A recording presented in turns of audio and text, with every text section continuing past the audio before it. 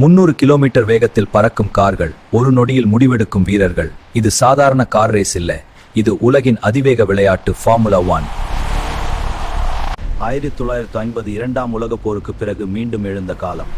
அந்த நேரத்தில் தொடங்கியது F1 உலக சாம்பியன்ஷிப். முதல் உலக சாம்பியன் ஜுசெப்பே ஃபரீனா.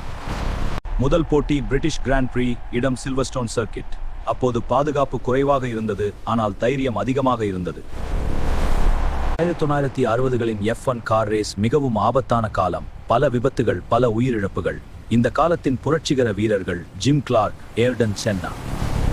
1994இல் சென்னா விபத்து உலகையே அதிர்ந்தது. அதன் பிறகு பாதுகாப்பு விதிகள் முற்றிலும் மாற்றப்பட்டன. Turbo engines, aerodynamic system. உலகை ஆட்சி செய்தவர் மைக்கேல் ஷூமேக்கர், 7 முறை சாம்பியன். இன்று F1 கார் ரேஸ் உலகம் முழுவதும் 20க்கும் மேற்பட்ட நாடுகளில் நடக்கிறது. 2011ஆம் ஆண்டு இந்தியாவிலும் F1 நடந்தது. இந்திய ரசிகர்களுக்கு அது ஒரு மறக்க முடியாத அனுபவம். F1 என்பது ஒரு விளையாட்டு அல்ல, அது மனிதன் வேகத்தை வெல்லும் போராட்டம்.